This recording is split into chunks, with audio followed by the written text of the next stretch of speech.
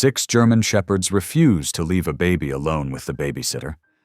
And when the parents check the cameras, they freeze. At first, they think it's just dogs being dramatic. A tired couple, a sweet little baby, and a babysitter who seems perfect. But the moment the front door closes, something in that house changes. The dogs don't calm down.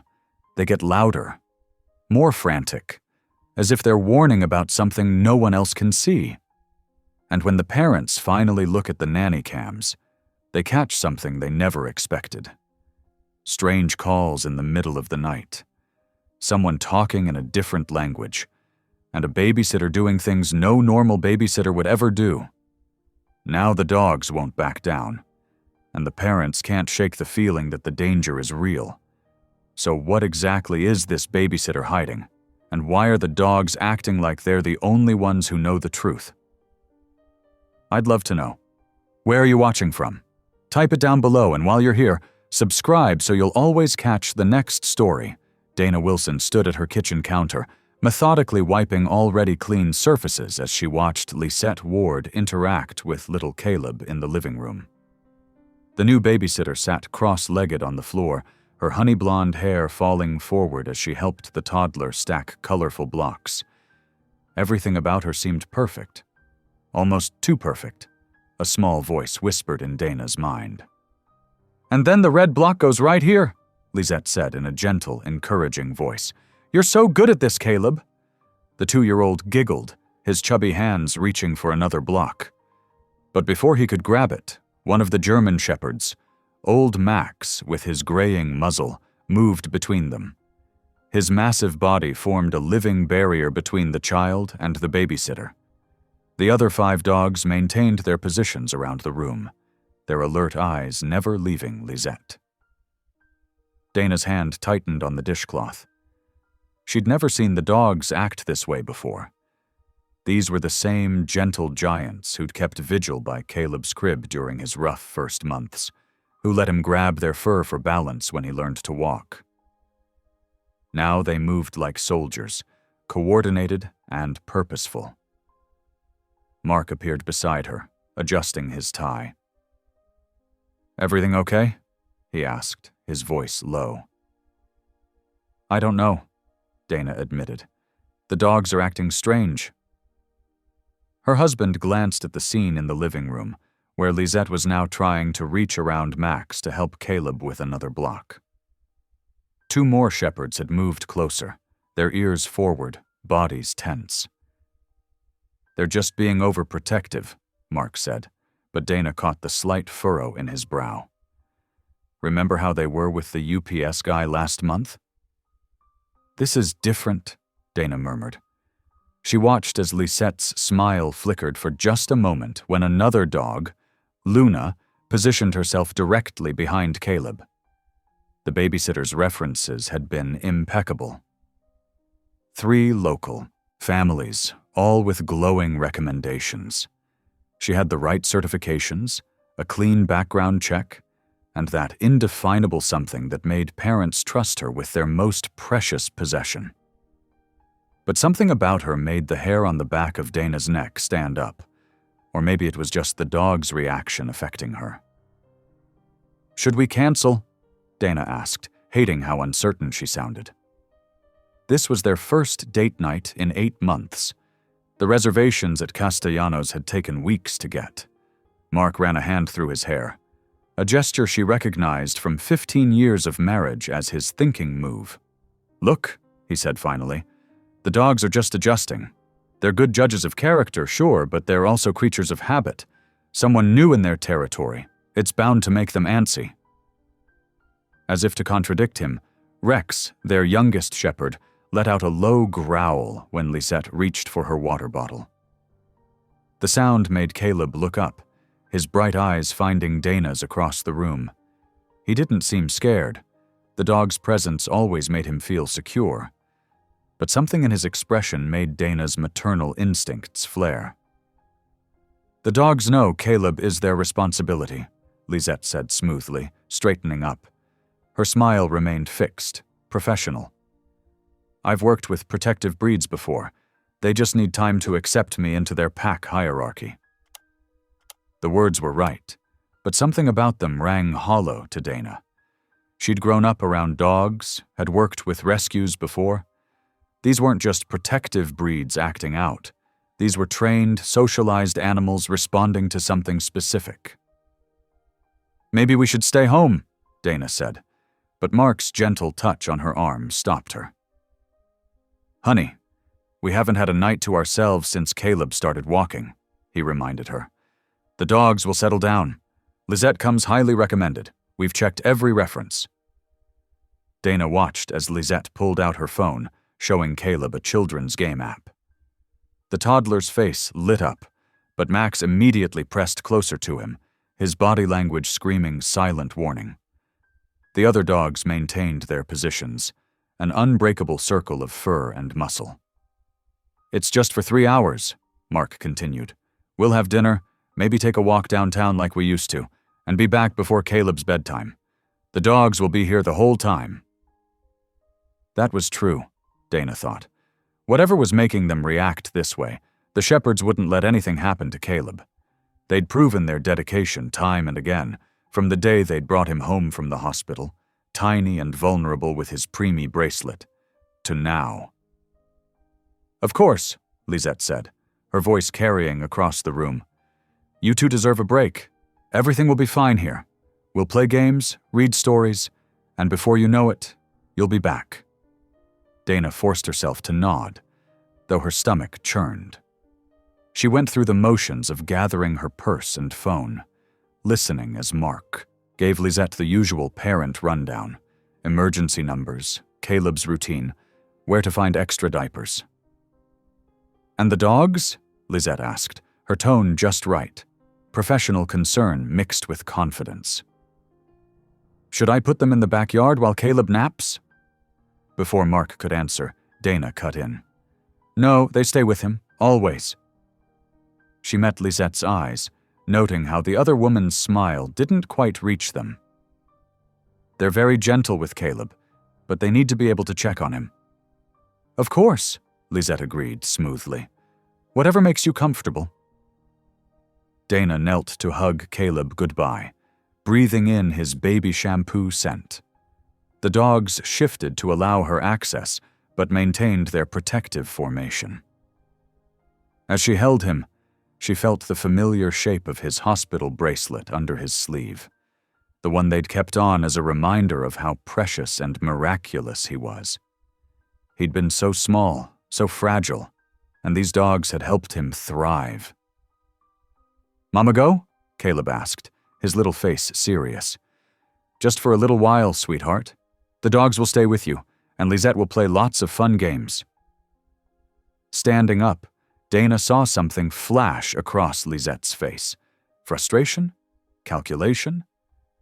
It was gone so quickly she might have imagined it. But Max hadn't imagined it. The old dog's hackles rose slightly. Mark guided her toward the door, car keys jingling in his hand. "Everything will be fine," he repeated, though Dana noticed he was watching the dogs too. "We've got our phones. We're 15 minutes away. The dogs are here." Dana let him lead her out, but her steps were heavy. As they backed out of the driveway, she saw Lisette at the window, waving with one hand, while the other held her phone. The 6 shepherds were visible too, still positioned around Caleb like furry sentinels. "Mark," she said as they turned onto the main road. "What if we're making a huge mistake?" He reached over to squeeze her hand, but his eyes were troubled. "The dogs will protect him," he said finally. "Maybe that's why they're acting this way, to show us they've got this covered." Dana nodded, trying to find comfort in that thought. But as they drove toward the restaurant, she couldn't shake the image of Lisette's perfect smile and the dog's unwavering vigilance.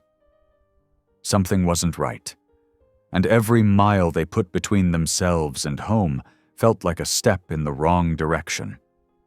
They'd trusted their instincts about these dogs 6 years ago when they'd adopted the first one. They'd trusted them again, when the dogs appointed themselves Caleb's guardians. Maybe, Dana thought, it was time to trust what they were trying to tell them now.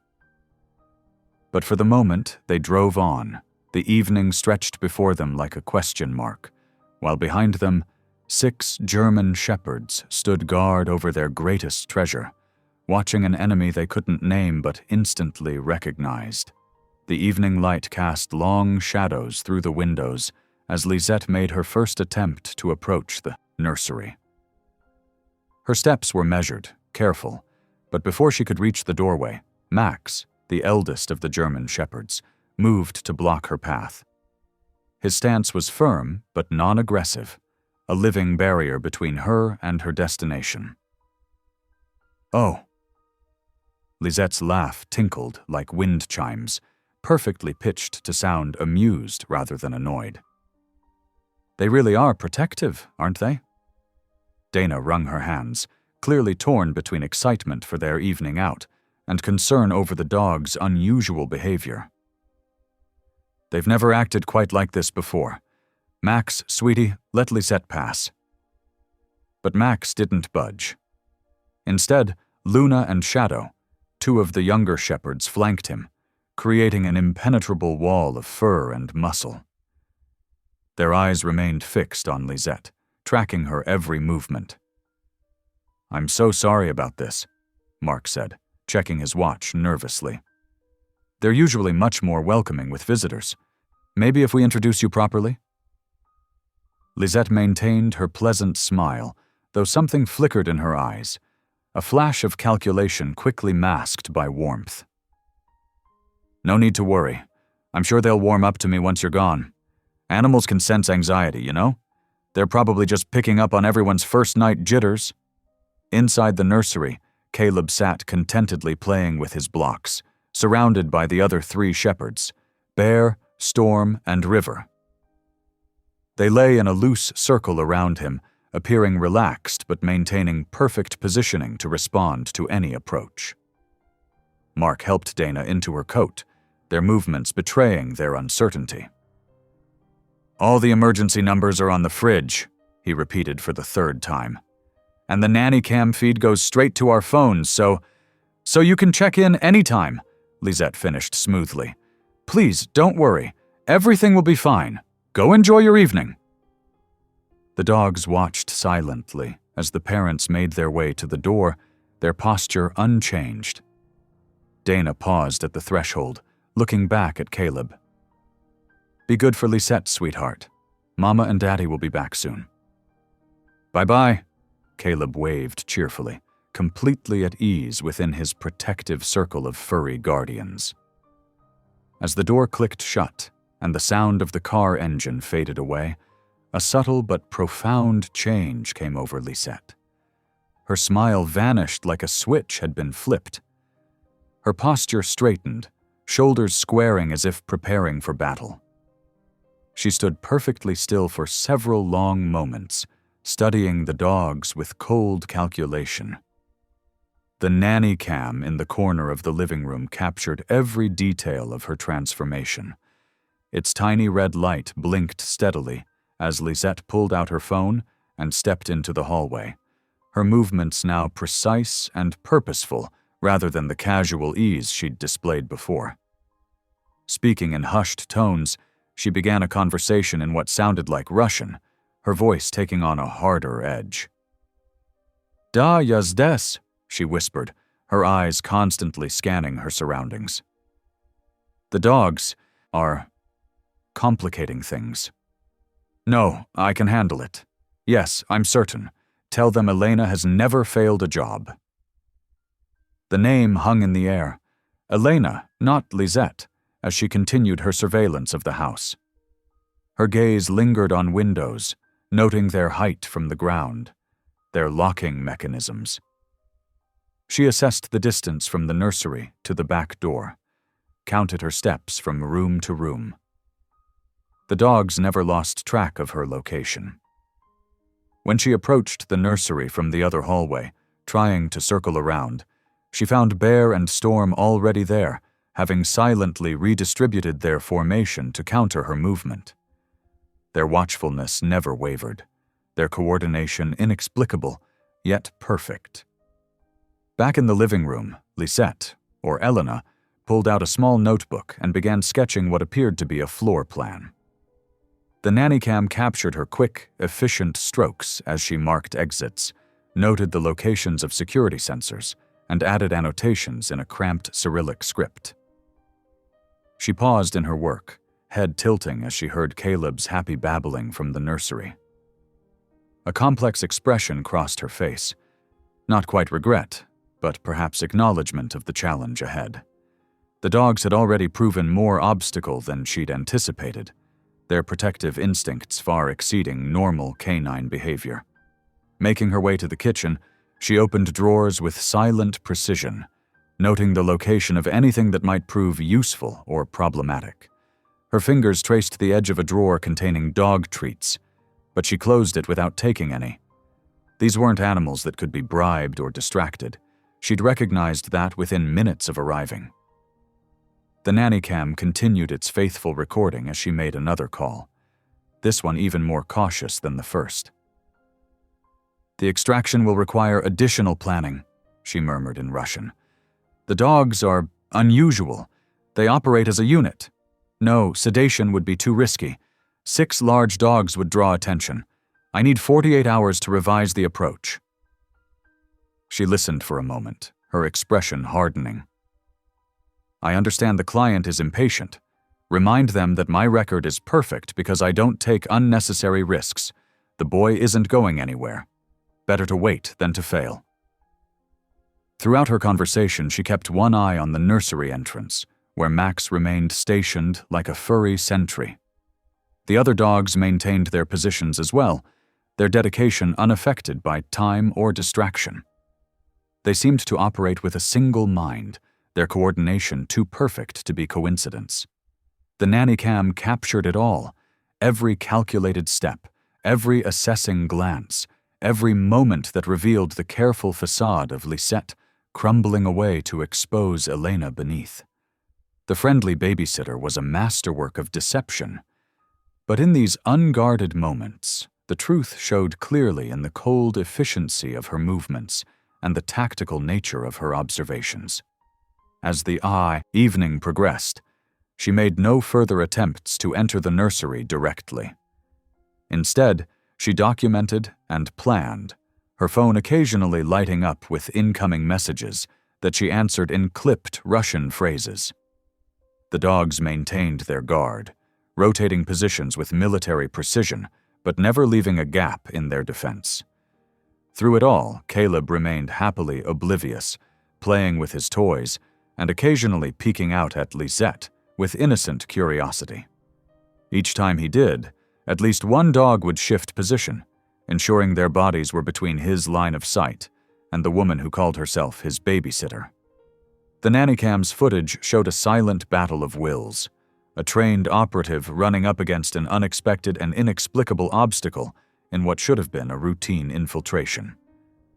With each passing hour, the mystery of the dog's behavior seemed to unsettle Elena more, though her training kept her outward demeanor professional and controlled. She was a woman used to having contingency plans for every possibility, but nothing in her extensive experience had prepared her for 6 German shepherds who moved like a special operations team and protected their charge with unwavering dedication. Dana sat in the dim light of her home office, the glow of her laptop screen illuminating her troubled expression. It was well past midnight, but sleep felt impossible as she replayed the nanny cam footage for the 3rd time. Her fingers trembled slightly as she adjusted the volume, straining to catch every word of Lisette's whispered conversations. "This can't be right," she murmured to herself, rubbing her tired eyes. The woman on the screen bore Lisette's face, but moved with an entirely different energy, calculated, precise, almost predatory. Dana's stomach clenched as she watched their 6 German shepherds maintain their protective formation around Caleb's nursery, their behavior unlike anything she'd seen before. Heavy footsteps in the hallway announced Mark's approach before he appeared in the doorway, his face creased with concern. Honey, it's 1 o'clock in the morning. Come to bed. Dana gestured at the screen. Mark, look at this. Really look. She rewound the footage to show Lisette's path through their home, the way she measured spaces with her steps, her furtive phone calls in what was clearly not English. Mark leaned against the desk, his expression caught between worry and exhaustion. Dana, there could be perfectly reasonable explanations. Maybe she was talking to family overseas. Maybe she's just thorough about learning the layout of a new workplace. And the dogs, Dana challenged, pointing to where Bear and Storm had intercepted Lisette's attempt to circle around to the nursery. When have you ever seen them act like this? It's like they're running military formations. Dogs can be weird sometimes, Mark said, but his voice held less conviction now. They're protective of Caleb. They always have. Bean. Dana stood up, pacing the small office. This is different. You know it's different. They've never rejected anyone like this, not even the repair people who came when Caleb was a newborn. She stopped, turning to face her husband. Remember what Rhett always said about their instincts? Mark's shoulders slumped slightly. That they can sense things we can't, he admitted. But Dana, we need help. You're exhausted. I'm working 60-hour weeks and Lisette's references were perfect. Too perfect, Dana whispered, a new thought occurring to her. She sank back into her chair, the weight of possibility settling over her. What if they're too perfect? What if something about this whole situation is just wrong? Mark moved behind her, his hands gentle on her shoulders. Let's not jump to conclusions. We can talk to Lisette about it tomorrow. Maybe set up some clear boundaries about phone calls during work hours. But Dana barely heard him. On the screen, Lisette was making another call, and though the words were foreign, the cold efficiency in her voice transcended language. Dana thought about their son sleeping peacefully in his room, about the dogs who had appointed themselves his guardians, about the growing unease in her heart. I need to talk to Rhett, she said suddenly, her voice firm with decision. Now? Mark's hands stilled on her shoulders. It's the middle of the night. No, first thing tomorrow. Dana closed the laptop, but the images stayed with her. He knows these dogs better than anyone. He trained them, rehabilitated them. If anyone can tell us if we're crazy or onto something, it's him. Mark was quiet for a long moment. Okay, he finally said, but promise me we won't do anything rash. We need to be certain before we make accusations. Dana nodded, but her mind was already racing ahead to morning. She thought about Rhett Mercado, their neighbor for the past 5 years, the former K-9 officer who had helped them transform 6 traumatized rescue dogs into a cohesive family unit. He had always spoken about the dogs' capabilities with a mixture of pride and awe, emphasizing their intelligence and protective instincts. The next morning, Dana was up before dawn. She hadn't slept much, her dreams haunted by images of Lisette's calculating movements through their home. She waited until she saw lights on in Rhett's house, then made her way across their adjoining yards, laptop tucked under her arm. Rhett was on his back porch, a cup of coffee in his weathered hands. He took one look at Dana's face and gestured to the chair beside him. What's wrong? I need you to look at something, Dana said, opening the laptop. And I need you to tell me if I'm being paranoid or if my instincts are right. For the next 20 minutes, Rhett watched the footage in complete silence. His expression grew increasingly grave as he observed the dog's behavior and Lisette's movements. When Dana finally stopped the playback, he set his coffee down, with deliberate care. Those aren't random defensive reactions, he said slowly. Your dogs are executing coordinated containment maneuvers, the kind we used to train K-9 units for high-risk situations. He looked at Dana directly. They sense a threat, and they're responding with every bit of training they remember. Dana's hands shook as she closed the laptop. But Lisette's references can be faked, Rhett cut in gently. Dana, in my 20 years on the force, I learned 2 things for certain. Trust your gut and trust the dogs. Right now, both are telling you something's wrong. Mark thinks I'm overreacting, Dana admitted. He says we need the help, that we can't afford to be suspicious of everyone. Rhett's face softened with understanding. Mark's a good man, but he didn't spend years working with these animals like I did. He hasn't seen what I've seen. He leaned forward, his voice low and serious. Those dogs aren't just being protective. They're responding to specific behaviors they recognize as threatening. The way they're maintaining formation, the way they're anticipating her movements, they know something we don't. Dana felt tears prickling at her eyes. What do I do, Rhett? I can't ignore this, but I don't even know what this is. First, we document everything, Rhett said firmly. Keep the footage safe, make copies. Second, we start digging deeper into those references, but quietly. And third, he paused, making sure he had her full attention. You don't leave those dogs alone with her again. They're the only ones who seem to see through whatever's going on.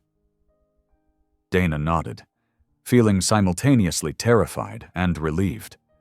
Terrified because her worst fears were being validated, relieved because finally someone understood. Will you help me? Help us? Of course, Rhett assured her, his expression determined. Those dogs were my responsibility once, and in a way, they still are. Whatever's going on here, we'll figure it out together.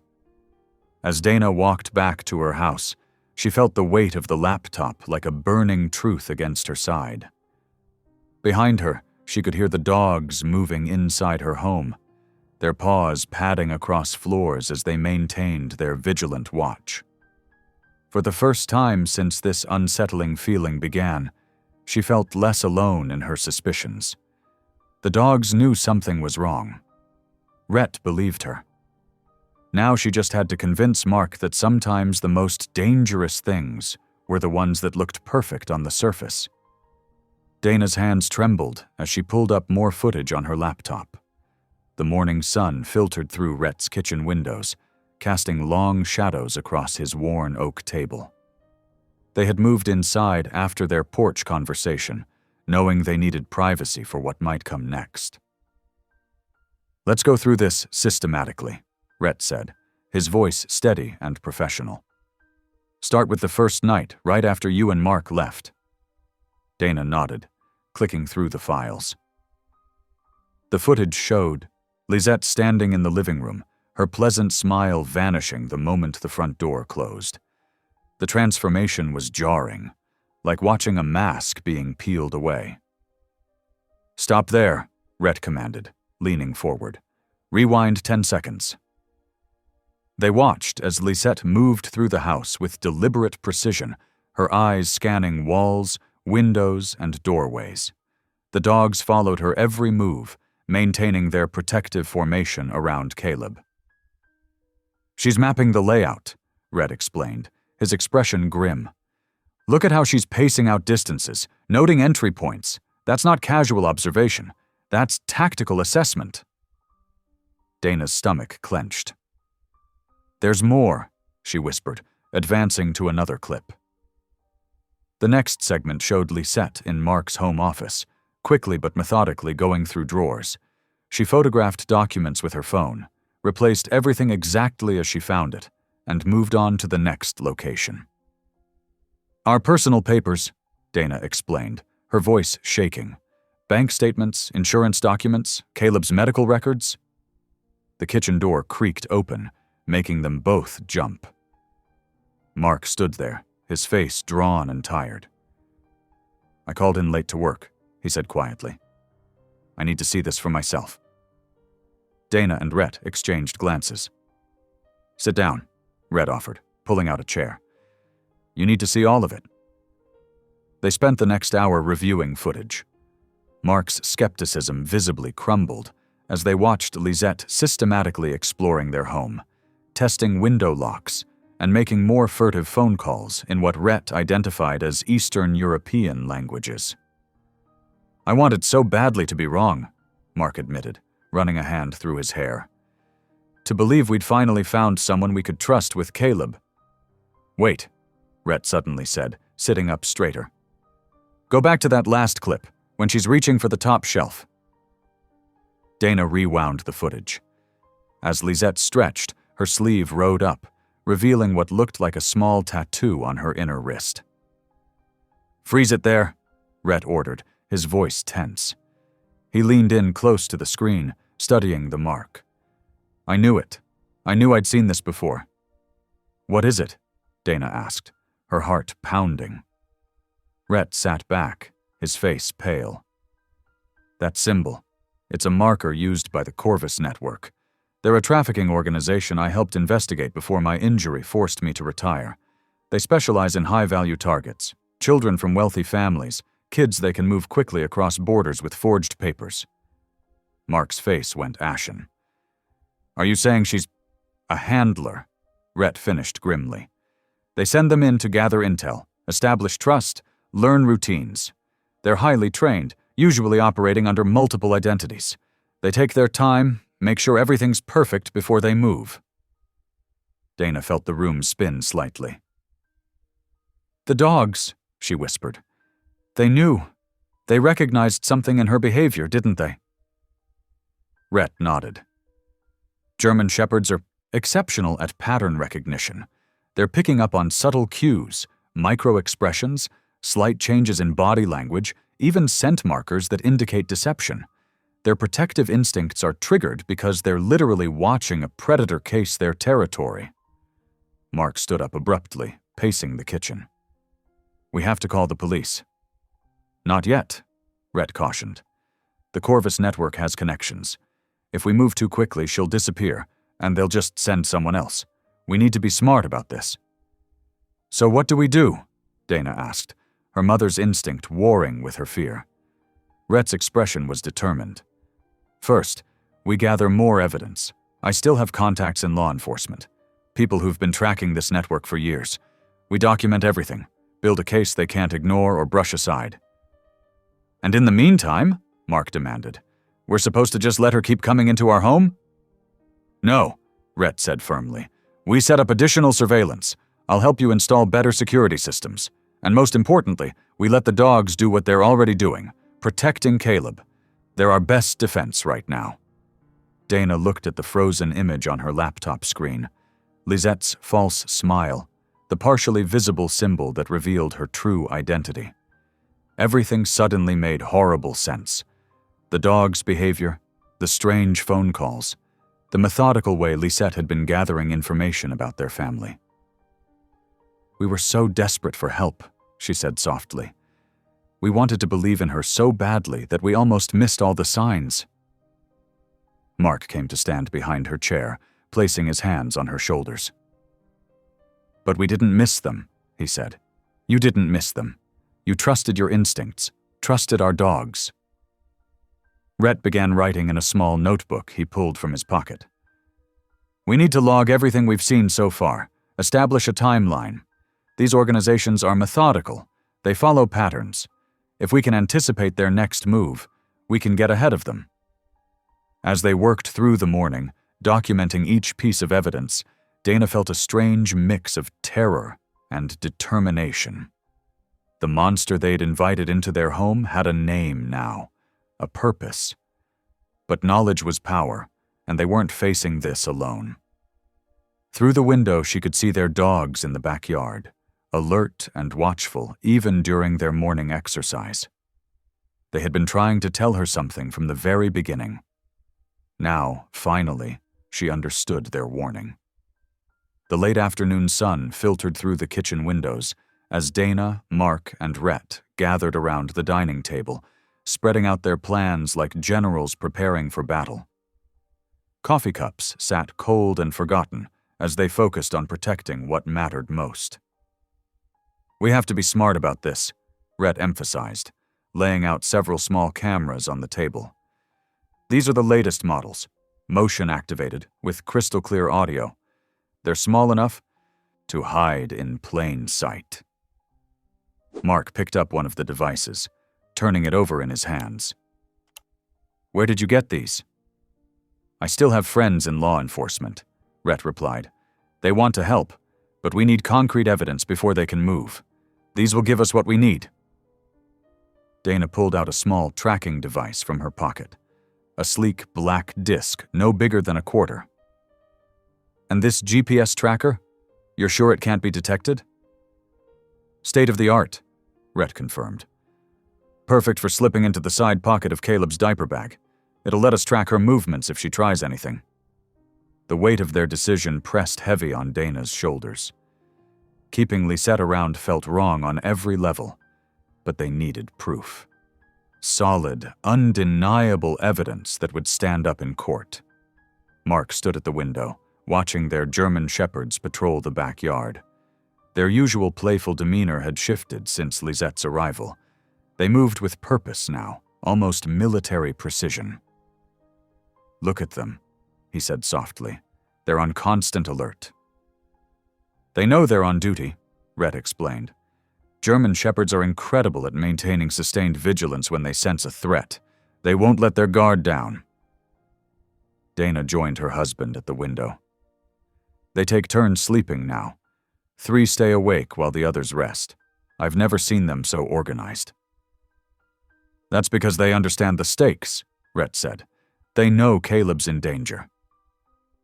Over the next hour, Mark and Rhett worked methodically through the house, installing the new cameras. They placed them strategically, above doorways, tucked into bookshelves, hidden in potted plants.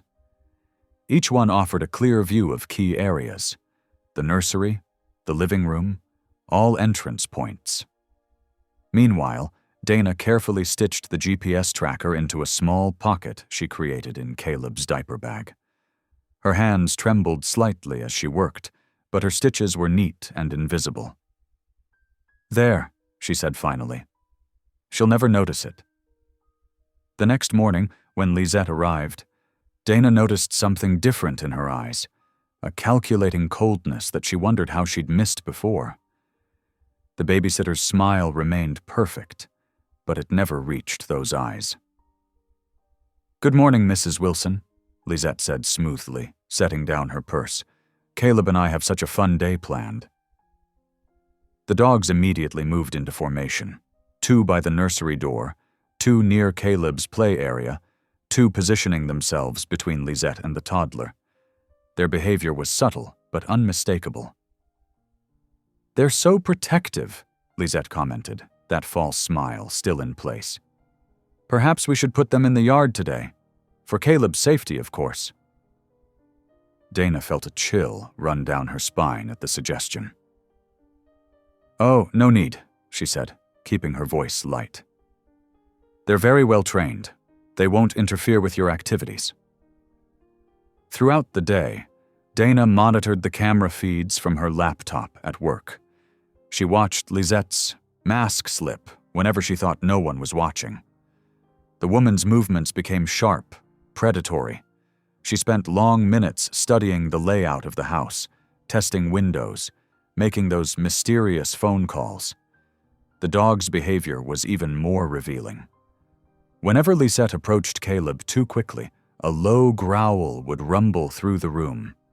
When she reached for him, they would smoothly intercept, bodies blocking her path while maintaining perfect discipline. Mark called during his lunch break, his voice tight with tension. "I've been watching too," he said. "Did you see how she reacted when she couldn't get past them to reach Caleb's crib?" "Yes," Dana whispered, remembering the flash of fury that had crossed Lisette's face. "She's getting frustrated. The dogs are interfering with whatever she has planned." That evening, when they returned home, Lisette's report on Caleb's day was perfectly professional. But there was an edge to her voice now, a barely concealed irritation when she glanced at the dogs. "They really should be trained not to crowd so much," she said as she gathered her things. "It's not healthy for Caleb to be so smothered by them." "We trust their judgment," Dana replied firmly, meeting Lisette's gaze. Something flickered in the other woman's eyes. Recognition, perhaps, that her facade was cracking. The pleasant mask slipped back into place, but not quite as convincingly as before. After she left, Dana and Mark reviewed the day's footage with Rhett. They watched Lisette testing different approaches to the nursery, growing increasingly agitated as the dogs thwarted each attempt. They listened to her whispered phone conversations, though the foreign language remained incomprehensible. "She's getting impatient," Rhett observed. "That's good and bad. Good because she might make a mistake. Bad because she might decide to accelerate her timeline." "What do you mean?" Mark asked, his face pale. "These operations usually involve careful planning, weeks of preparation," Rhett explained. "But if she feels like her cover is blown, she might try something sooner rather than later." Dana hugged herself, fighting back tears. "How much longer do we have to do this? How much more evidence do we need?" Rhett squeezed her shoulder reassuringly. "Just a little longer. My contacts are building the case. They're connecting her to other incidents, other families. When they move, they want it to stick." That night, Dana couldn't sleep.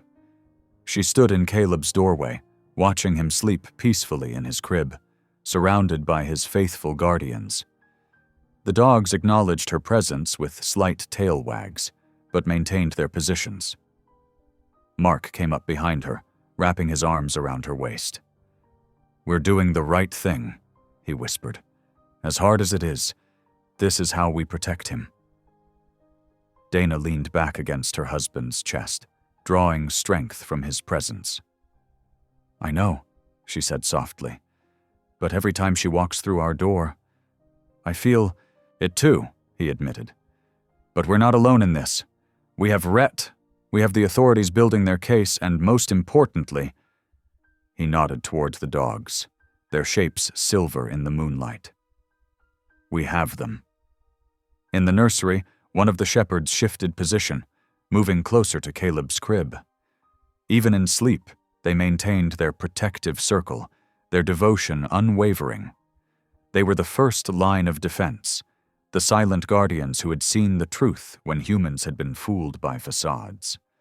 Tomorrow would bring another day of pretense, of watching and waiting, of trusting their four-legged defenders to keep their son safe while they gathered the evidence needed to remove this threat from their lives permanently.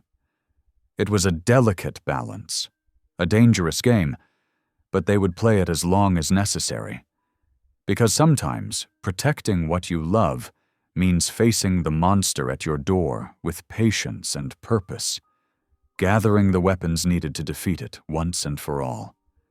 The evening shadows lengthened across the Wilsons' living room as Mark hunched over his laptop, headphones pressed tightly against his ears.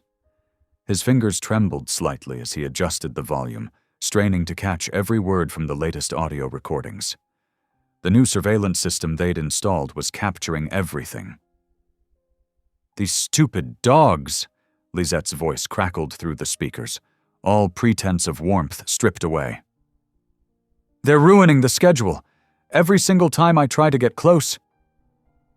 A string of foreign words followed, harsh and guttural. Mark's chest tightened. He'd spent days trying to rationalize away his wife's concerns, but hearing the raw frustration and calculation in Lisette's voice made denial impossible. This wasn't the sound of a professional childcare worker having a bad day. This was something else entirely.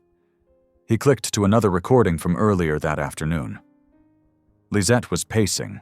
They could hear her heels clicking on the hardwood floors while having another whispered phone conversation. "The window is closing," she hissed. "These animals are making it impossible to follow the extraction plan. We need to move faster." Dana sat down beside him, her face pale in the blue light of the screen. "Listen to this one," she said, reaching over to cue up a file from that morning. Lisette's voice filled their ears again, closer to the microphone this time. "I swear, if these mutts don't back off, I'm going to have to get rid of them. Permanently." The threat hung in the air, cold and deliberate. There are ways to deal with guard dogs. Clean, quiet ways. Mark pulled the headphones off, feeling sick. "I'm sorry," he whispered, turning to Dana. "I'm so sorry I didn't believe you sooner." "You believe me now," she said softly, squeezing his hand. "That's what matters." They spent the next hour reviewing more footage. The cameras caught Lisette methodically testing every window in the house, noting which ones stuck and which opened, smoothly. She timed their departures and arrivals with military precision, logging the information in a small notebook she kept hidden in her bag. "Look at this," Dana pointed to a new video playing on the screen. Lisette was standing in the hallway, phone pressed to her ear, speaking rapidly in that unknown language. She kept glancing at her watch, then at the front door. "The parents are predictable." She switched briefly to English. "Thursday night is always date night. That's our best opportunity." Back to the foreign tongue, more urgently now. Mark leaned forward, studying the footage. "She's getting ready for something. These aren't just random checks anymore." They watched as Lisette moved through the house with increasing purpose, like someone running through a rehearsal. She'd approach Caleb's room from different angles, testing how quickly the dogs responded. Each time they blocked her, her frustration became more evident. "We have to call Rhett," Dana said, reaching for her phone. "He needs to see this." Their former K-9 officer neighbor arrived within minutes, his face grave as they played the recordings for him. He paid special attention to the clips where Lisette threatened the dogs. "This is escalating faster than we expected," he said, running a hand through his graying hair. "She knows she's running out of time. Either she suspects you're onto her, or she's working under external pressure." "What do you mean, external pressure?" Mark asked. "These trafficking operations work on strict schedules," Rhett explained. "They coordinate multiple extractions, transportation, fake documents. It's all precisely timed. If she misses her window, it throws off the entire operation." Dana wrapped her arms around herself, shuddering. "She's talking about Thursday. That's only 2 days away." They watched more footage together. Lisette had begun carrying a larger bag to work, though she never opened it in view of the cameras. She spent more time on her phone, her voice growing increasingly agitated. "The dogs are complicating everything," she snapped in one recording. "The extraction team won't approach with them here. We need a solution." "Listen to how she talks," Rhett pointed out. "Extraction team. Solution. This is professional terminology. She's not working alone." Mark stood up suddenly, pacing the room. "We can't wait any longer. We have to do something now." "We will," Rhett assured him. "But we have to be smart about this. If we spook her now, she might run, and then she'll just target another family. We need to catch her and her entire network."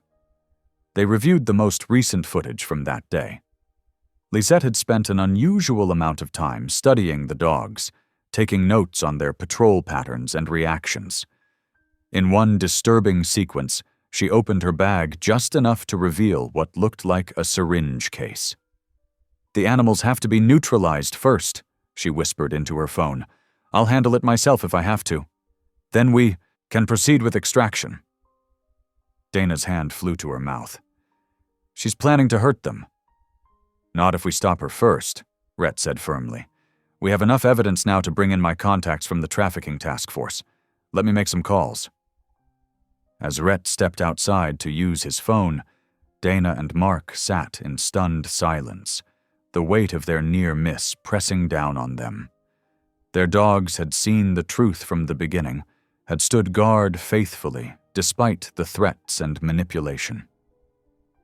Through the nursery monitor, they could see their shepherds maintaining their protective circle around Caleb's crib.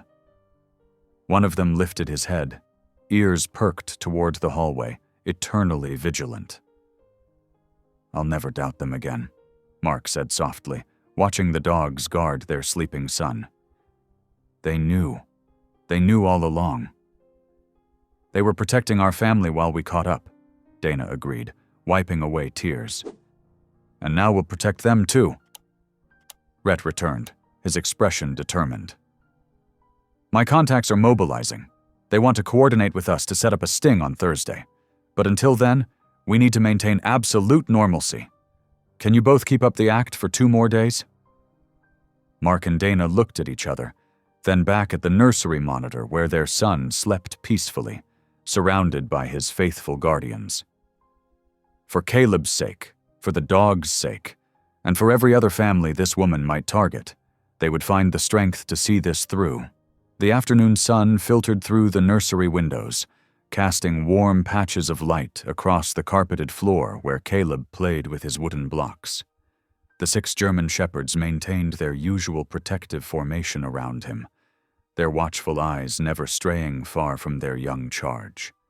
Lisette paced the kitchen, checking her phone for the 4th time in 10 minutes. Her usual composed demeanor had given way to barely concealed agitation. The dog's constant presence had disrupted her carefully laid plans for too long, but today would be different. Today she would clear the path.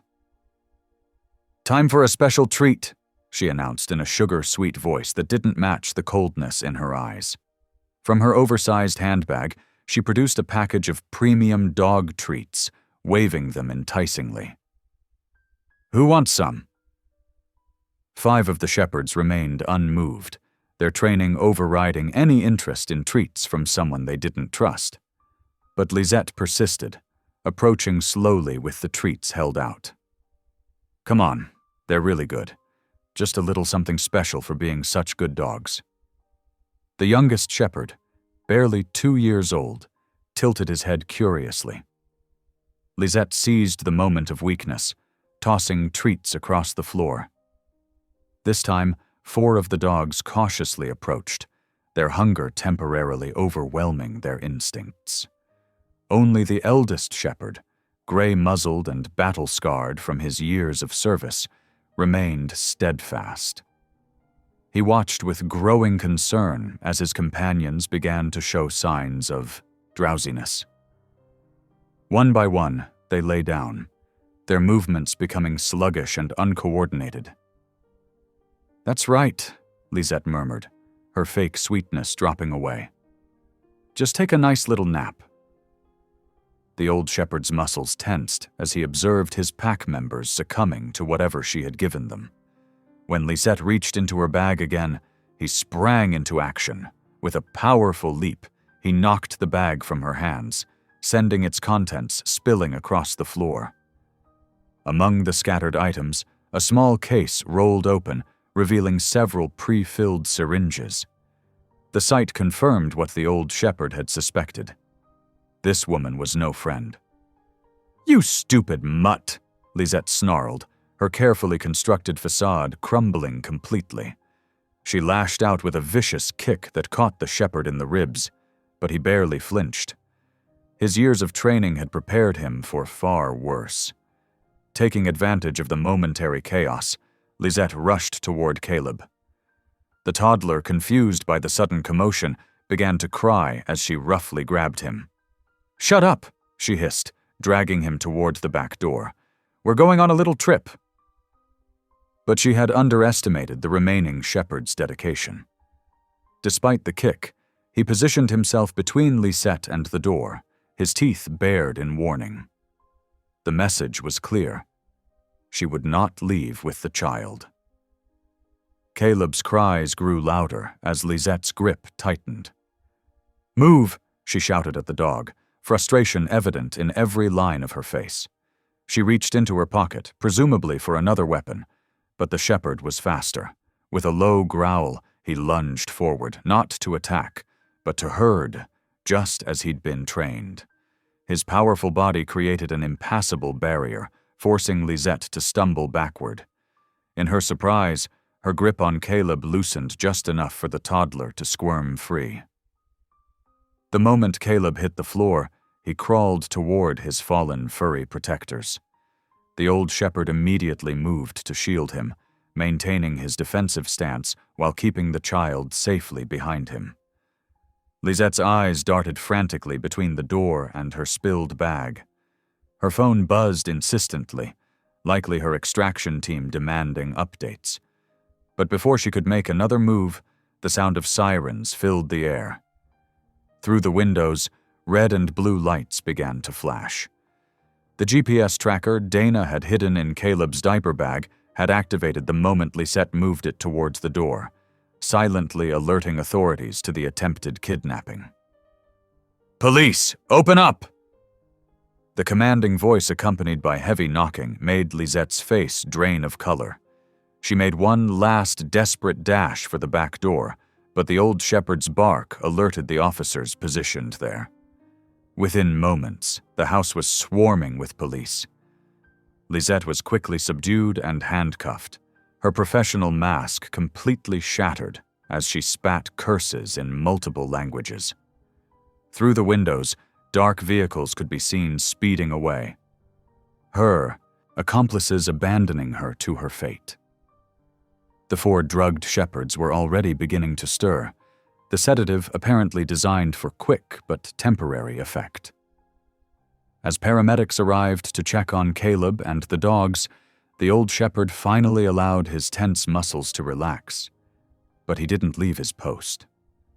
One of the officers, recognizing the signs of professional training, knelt beside the gray-muzzled guardian. "Good boy," he said softly, noting the way the shepherd had positioned himself to both protect the child and prevent the suspect's escape. "You did your job perfectly." Caleb, seemingly unaware of how close he'd come to being taken, reached out to pat his faithful protector's fur. The old shepherd turned to gently nuzzle the child's hand, his mission accomplished. He had kept his pack together, protected his young charge, and helped catch the threat that had invaded their home. The scene became organized chaos as evidence was collected and statements were taken. The spilled contents of Lisette's bag revealed the tools of her trade: sedatives, fake documents, burner phones, and detailed notes about the family's schedule. But thanks to the dog's intervention, none of it had succeeded. Throughout it all, the old shepherd remained by Caleb's side, his weathered face reflecting years of service now crowned by this final, crucial victory. He had known from the first moment that Lisette was a threat, and he had never wavered in his duty to protect. "Sometimes," he seemed to say with his steady gaze, "the old guards know best." The fluorescent lights of the police station cast harsh shadows across Dana Wilson's face as she gripped Mark's hand. They had just finished giving their final statements about Lisette's attempted kidnapping of Caleb. Relief flooded through them. It was over. Their nightmare had ended. "We did it," Dana whispered, leaning against her husband's shoulder. "The dogs did it. They saved our boy." Mark wrapped his arm around her, his own tension finally beginning to ease. "I should have trusted your instincts sooner. And the dogs—" He shook his head, still amazed. "They knew all along." Rhett Mercado stood nearby, his weathered face grave as he watched the couple. His years as a K-9 officer had taught him that celebrations often came too soon. He waited until they were walking to their cars before speaking up. "Listen," he said, his voice low and serious. "I need you both to understand something. Lisette, she's not the whole picture." Dana stopped, her relief faltering. "What do you mean?" Rhett glanced around the parking lot before continuing. "These trafficking networks, they're sophisticated operations. Lisette is just one piece, a handler, someone trained to infiltrate homes and extract targets." He ran a hand through his graying hair. "She has connections, resources we don't even know about." Mark's jaw tightened. "But she's in custody. We have evidence, surveillance footage. And that matters," Rhett assured them. "But these organizations, they protect their own. They have lawyers, money, they know how to work the system." His words proved prophetic 3 days later. Dana was making lunch when her phone buzzed with a text from their contact at the police department. Her hands trembled as she read the message. "Mark!" she called out, her voice shaking. "Mark, come here!" He rushed in from the backyard, where he'd been watching Caleb play under the protective gaze of their 6 German shepherds. "What's wrong?" "Lisette," Dana managed, holding out her phone. "She's gone. She posted bail this morning through some legal firm nobody's ever heard of. They won't say who paid." Mark's face paled. "That's not possible, after everything she did." "The judge set bail despite the prosecutor's objections," Dana read from the message. "They're supposed to be monitoring her, but—" She looked up at Mark, fear creeping back into her eyes. "She's already disappeared. Missed her check-in. They can't find her." The dogs sensed the change in mood immediately. The oldest shepherd, still sporting a slight limp from his confrontation with Lisette, padded over to Dana's side. His ears were perked forward, alert and watchful. "We need to call Rhett," Mark said, already pulling out his phone. Within 30 minutes, Rhett was at their house, his presence both reassuring and concerning. He moved through each room methodically, checking windows and doors, while explaining what they needed to do. "We'll upgrade your security system again," he said. "Motion sensors, better cameras, direct link to police dispatch. But more importantly, you need to change your routines. All of them." Dana held Caleb close as she listened. The toddler, oblivious to the adult's concern, played with his mother's necklace while 2 of the shepherds sat at attention nearby. "Different routes to work and daycare," Rhett continued. "Vary your schedule. Never go anywhere alone. And the dogs—" He paused, looking at the loyal guardians. "Keep them close. They're still your best early warning system." As if to emphasize his point, one of the younger shepherds suddenly stood, moving to the front window with hackles raised. The others quickly followed, their behavior setting off alarm bells in Rhett's mind. "Get away from the windows," he ordered quietly, moving to peer through a gap in the curtains. A dark sedan was creeping past the house, its windows tinted too dark to be legal. The dog's low growls filled the room until the car disappeared around the corner. "See?" Rhett said, his expression grim. "They're already watching, testing your defenses, learning your patterns." Dana felt sick. "We can't live like this. We can't let them terrorize us." "You won't," Rhett assured her. "But you need to be smart. These people, they're patient. They invest time and money into their targets. They don't give up easily." That night, after Rhett left and Caleb was asleep in his fortified nursery, Dana and Mark sat in their kitchen, unable to relax. The dogs remained restless, taking turns patrolling the house's perimeter, their behavior a constant reminder that the danger hadn't passed. "I keep thinking about what she said," Dana murmured, staring into her untouched tea. "When they arrested her, about how we didn't understand what we were dealing with." Mark reached across the table to squeeze her hand. "We're not alone in this. We have Rhett, the police, and our guardians," Dana added, watching as the eldest shepherd made another round through the living room, checking each window and door with military precision. The dog's instincts had been right from the start, about Lisette, about the danger she represented. Now those same instincts were telling them the threat wasn't over. Their heightened alertness, their refusal to fully relax, spoke volumes about what might be coming. Outside, a light rain began to fall, drumming against the windows. Somewhere in the darkness, Lisette was free, possibly planning her next move.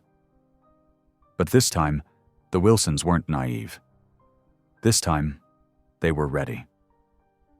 The 6 shepherds continued their vigilant watch through the night, their dedication unwavering. They had already proven themselves once in protecting their family. If Lisette or her associates dared to return, They would prove themselves again. The night grew deeper, and the rain intensified, drumming against the windows with increasing force. Dana had finally convinced Mark to try getting some sleep while she sat up with the dogs, unable to quiet her racing mind.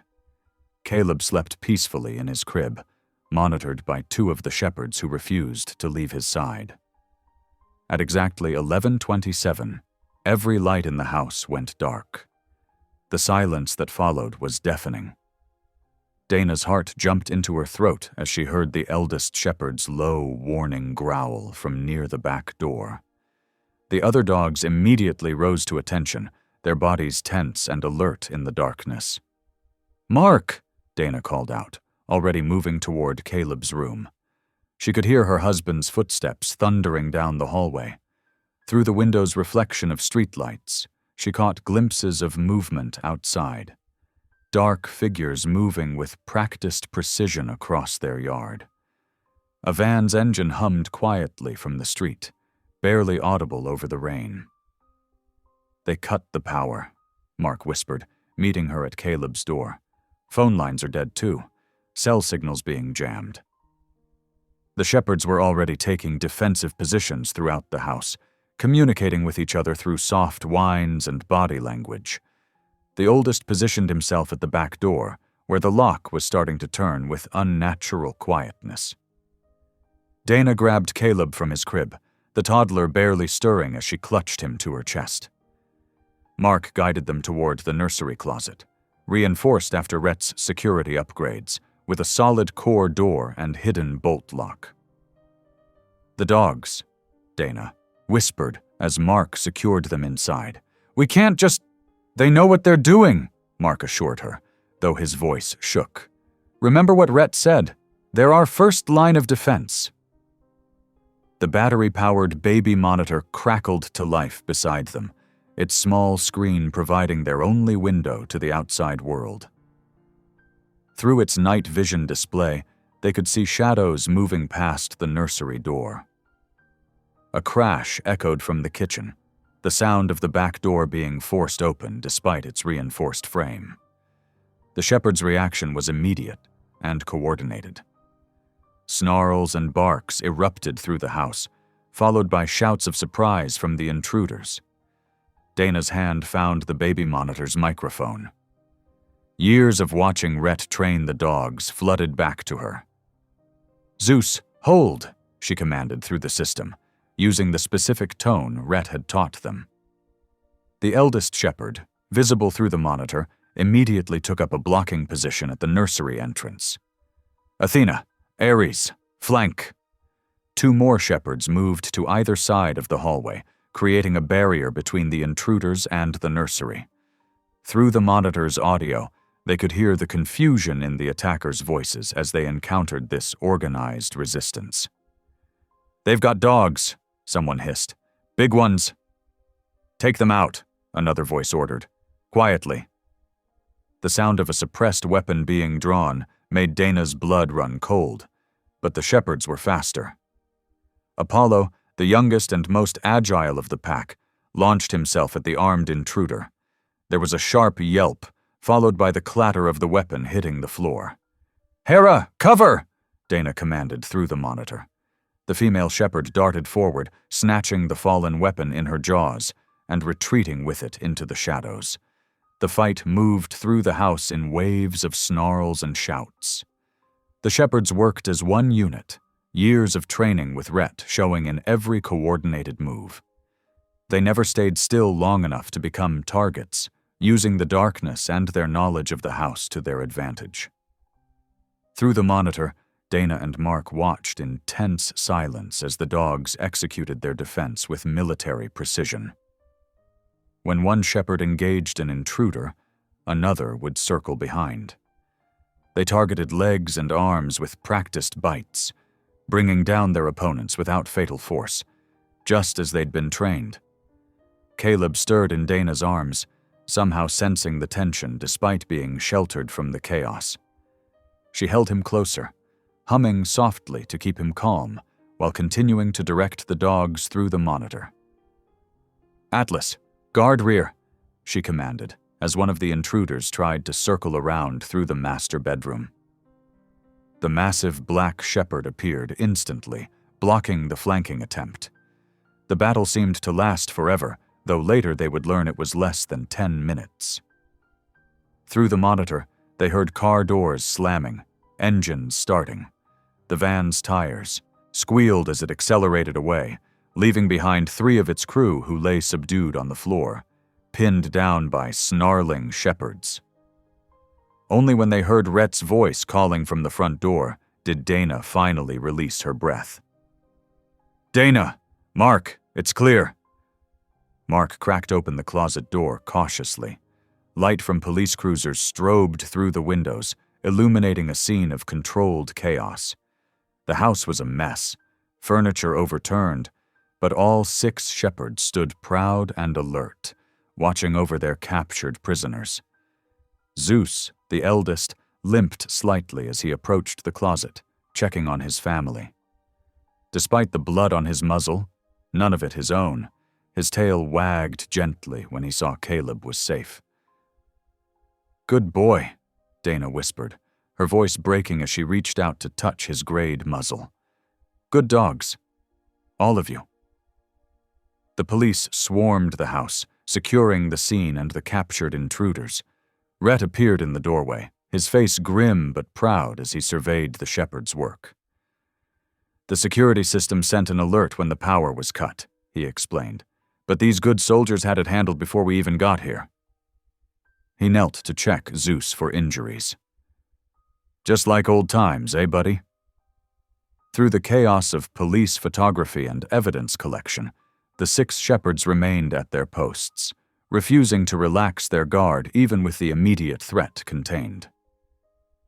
They had protected their family once again, proving that their initial warnings about Lisette had been just the beginning. As dawn began to break, casting weak gray light through the windows, Dana watched her guardians finally settle into rest positions around Caleb's crib, their eyes still alert despite their exhaustion. They had faced the danger they'd sensed coming all along, and they had prevailed. The acrid smell hit Dana's nostrils first. Through the baby monitor's dim screen, she saw wisps of smoke curling along the hallway ceiling. Her heart hammered against her ribs as she realized what the intruders were doing. "They're trying to smoke us out," Mark whispered, pulling Caleb closer to his chest. The toddler had remained miraculously quiet, as if sensing the gravity of their situation. The smoke grew thicker, and Dana could hear Zeus coughing in the hallway. The elderly shepherd refused to abandon his post despite the increasing danger. Through the monitor's screen, she watched in horror as one of the intruders lunged forward with something gleaming in his hand. Zeus moved like lightning despite his age, but wasn't quite fast enough. The blade caught him across his shoulder, drawing a pained yelp that made Dana's blood run cold. The faithful dog stumbled but held his ground, blood matting his fur. "No!" Dana's whisper was fierce. She'd had enough. These people had invaded her home, threatened her child, and now they'd hurt one of the dogs who'd protected their family so faithfully. Something snapped inside her. A lifetime of being careful, of hiding from confrontation, of trying to keep everyone happy.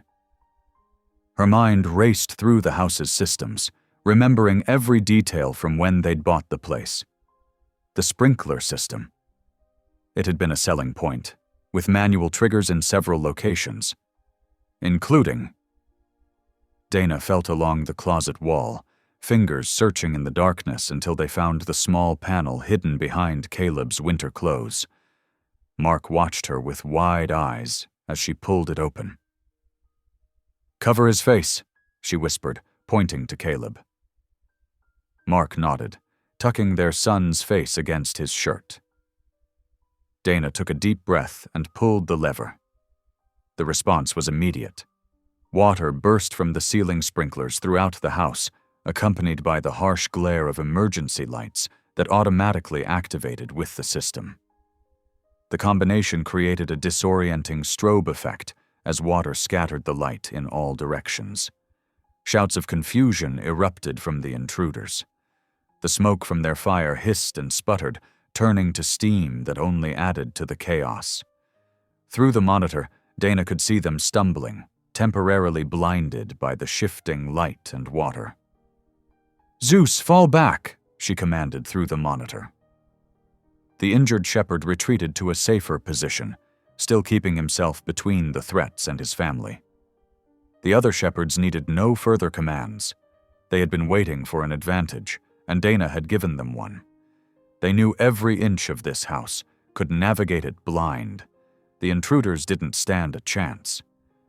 Athena and Ares moved first, coordinating their attack with practiced precision.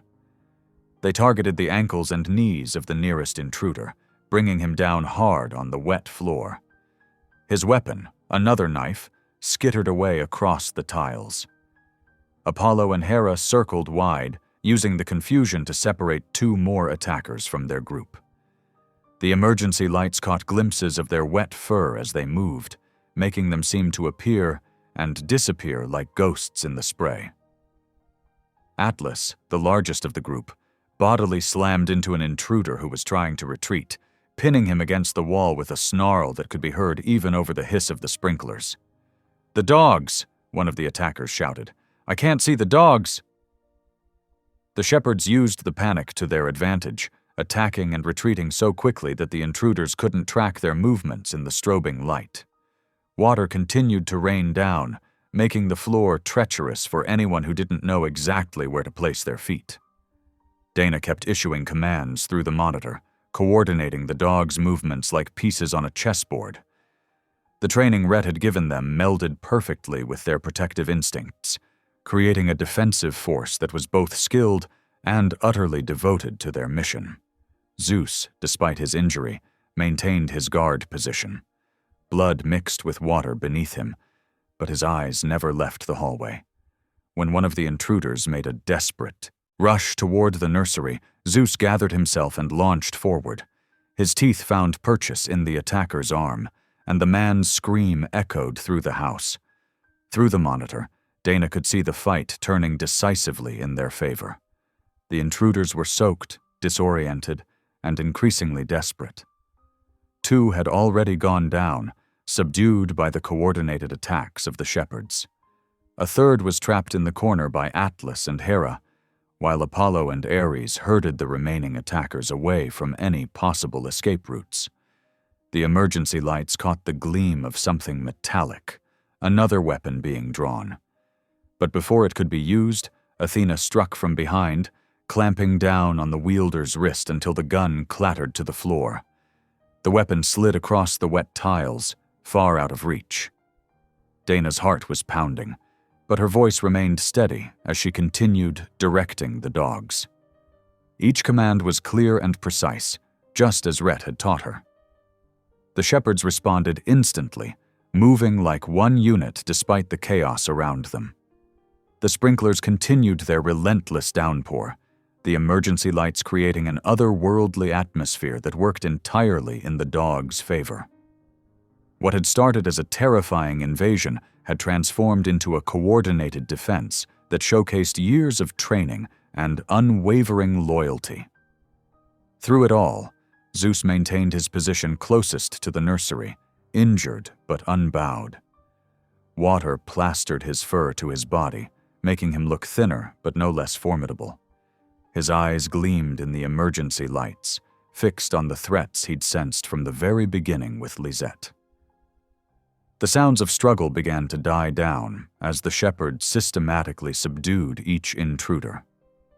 The house was soaked, the air thick with water vapor and the remnants of smoke, but the immediate danger was passing. In the distance, Dana could hear approaching sirens. Help was finally on the way. Mark shifted beside her in the closet, adjusting his grip on Caleb, who remained remarkably calm despite everything happening around him. Perhaps he sensed, even at his young age, that his protectors would never let harm come to him. "You did it," Mark whispered, his voice filled with pride and relief. "You and the dogs, you saved us." Dana kept her eyes on the monitor, watching as the last intruder was pinned down by Apollo and Ares. She wouldn't fully relax until the police arrived, but she allowed herself a small smile. They had faced the threat head-on, and they had won. The sprinklers continued their steady rain, washing away the smoke and fear, leaving behind only the certainty that their family, humans and dogs alike, would always stand together against any threat that dared to challenge them.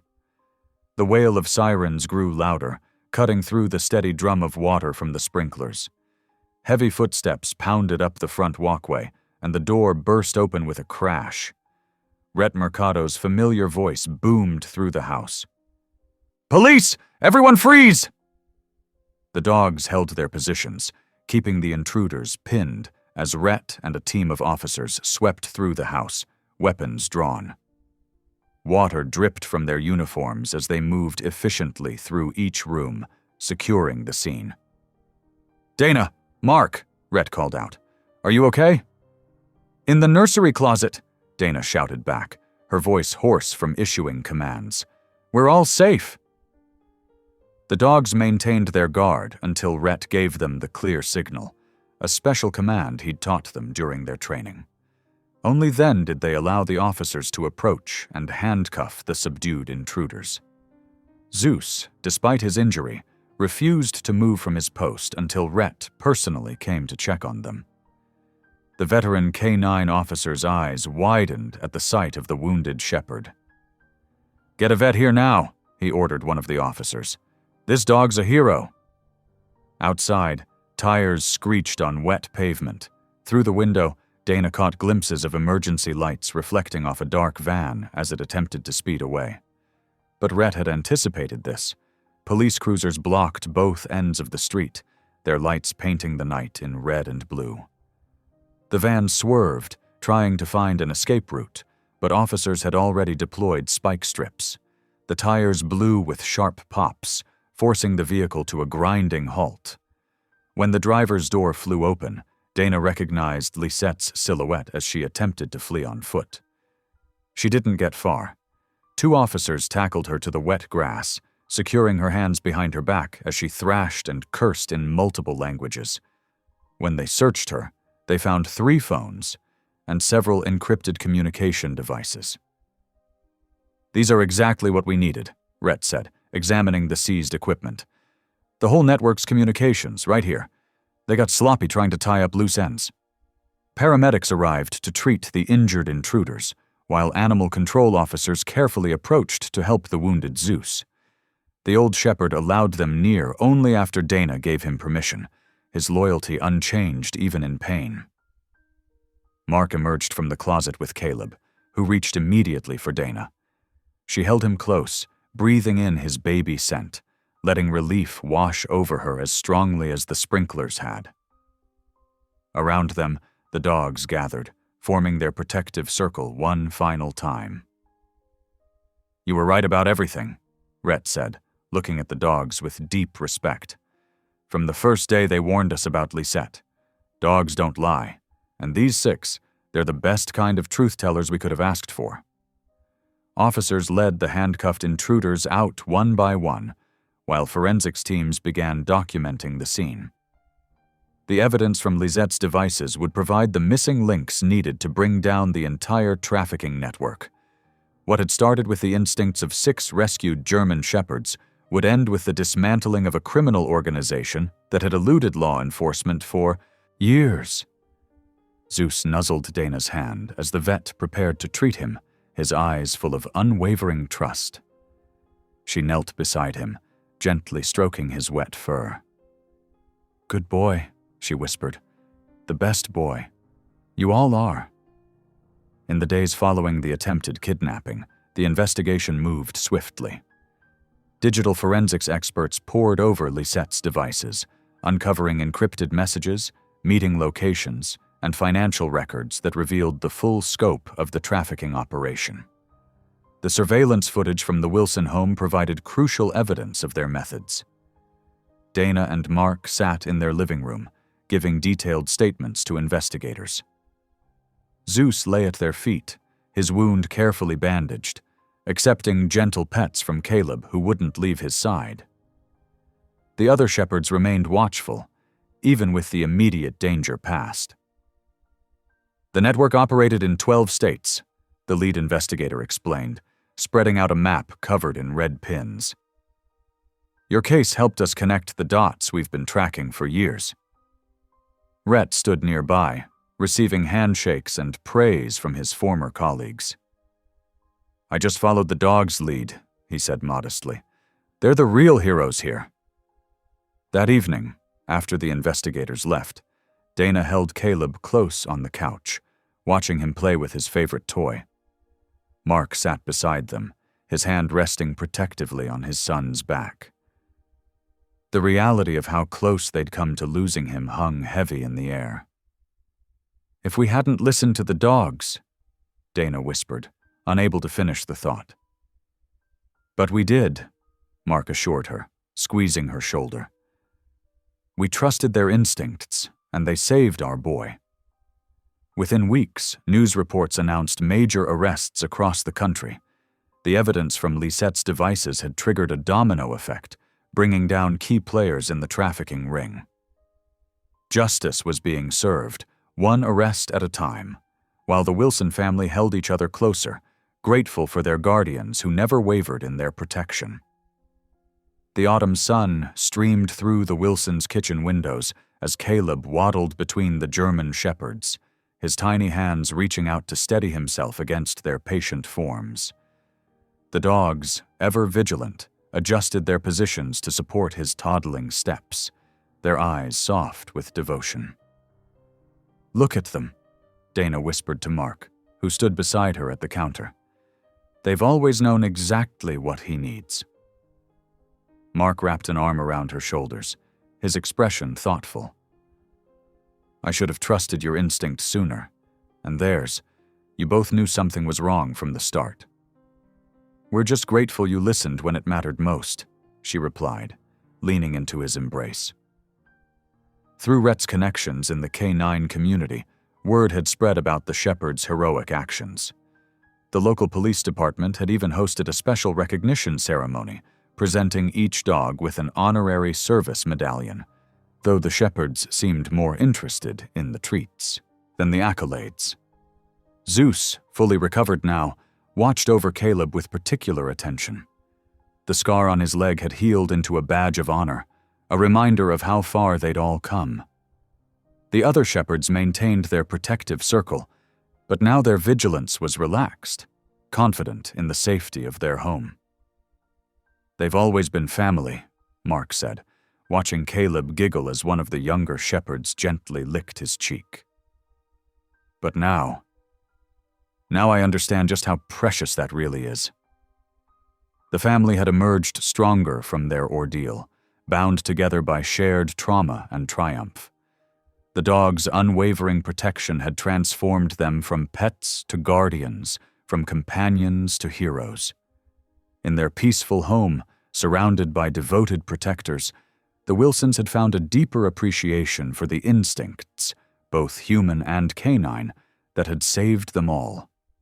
The autumn afternoon took on a special significance as the Wilsons gathered in their living room with Rhett. Dana held a small box containing official papers, her eyes bright with emotion. We can't think of anyone better to be Caleb's godfather, she said, presenting the documents to Rhett. You helped save our son. You believed in our dogs when others wouldn't. Rhett's weathered face softened as he accepted the papers. I'd be honored, he replied, his voice thick with emotion.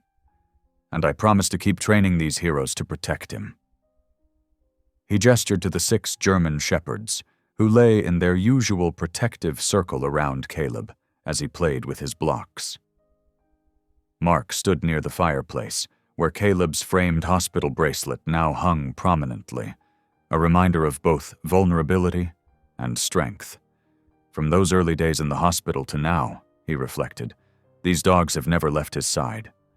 The sight of the bracelet brought back memories of Caleb's premature birth, and how the shepherds had bonded with him during his recovery. Now it served as a powerful symbol of what they'd almost lost, and the guardians who had prevented tragedy. Zeus, the eldest shepherd, rested his graying muzzle on Caleb's lap, while the toddler giggled and patted his head. The other dogs maintained their positions, creating a living barrier of protection that would never waver. As sunlight streamed through the windows, the scene captured everything their family had become. A testament to trust, courage, and the unbreakable bonds between humans and the animals who loved them. Their home had transformed into a sanctuary of safety and peace, guarded by the loyalty of 6 remarkable dogs who had proven themselves beyond any doubt. Thanks for watching. If any part of this story lingered with you, consider subscribing. I'll be here again tomorrow, sharing another tale that speaks to the soul.